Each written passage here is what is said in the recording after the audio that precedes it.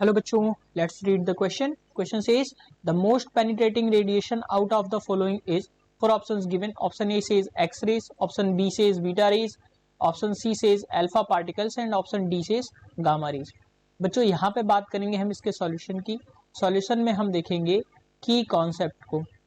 तो ध्यान रहे यहाँ पे बात हो रही है पेनिट्रेशन पावर की. तो पेनिट्रेशन पावर जो होता है वो बच्चों डिपेंड होता है एनर्जी पे. और एनर्जी की अगर हम बात करें तो वो होती है बच्चों एच सी बाई लेमडा. किसी भी वेव की एनर्जी की अगर बात होती है तो E इज इक्वल टू होता है एच सी बाई लेमडा, जहाँ पे H जो है प्लैंक्स कांस्टेंट है और C लाइट कांस्टेंट है. तो अगर हम बच्चों E की बात करें तो ये इनवर्सली प्रोपोर्शनल होती है 1 बाई लेमडा के. यानी कि जो पेनिट्रेशन पावर होगी वो 1 बाई लेमडा के बराबर जो है वो रिलेट करेगी. तो अगर हम बात करें बच्चों वेवलेंथ की, तो जिसकी वेवलेंथ सबसे अधिक होगी यानी कि उसमें पेनिट्रेशन पावर जो होगा वो सबसे कम होगा. अब यहाँ पे बात होती है आती है वेवलेंथ की. तो जो गामा रेज होती हैं बच्चों उनमें सबसे कम वेवलेंथ होती है.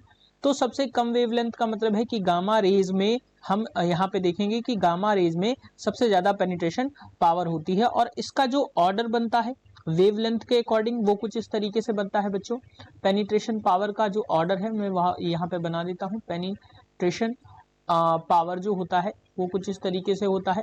सबसे कम होता है बच्चों अल्फा पार्टिकल्स में, क्योंकि इसकी वेवलेंथ जो होती है वो सबसे ज्यादा होती है. तो अल्फा पार्टिकल्स में सबसे कम होती है. उससे ज्यादा होती है बच्चों बीटा रेज में, और उससे ज्यादा होती है बच्चों एक्स रेज में पेनिट्रेशन पावर. और यहां से अगर हम देखें तो सबसे ज्यादा जो हमें मिलेगी वो मिलेगी गामा रेज में, क्योंकि इसकी वेवलेंथ जो होती है वो सबसे कम होती है. तो अगर हम ऑप्शंस की बात करते हैं तो ऑप्शन डी जो होता है वो करेक्ट ऑप्शन हो जाएगा, क्योंकि इसकी मोस्ट पेनिट्रेटिंग रेडिएशन जो होता है वो यहाँ पे होती है गामा रेज में. सो बच्चों this is the correct answer for this question. Hope you understood it well. Best of luck.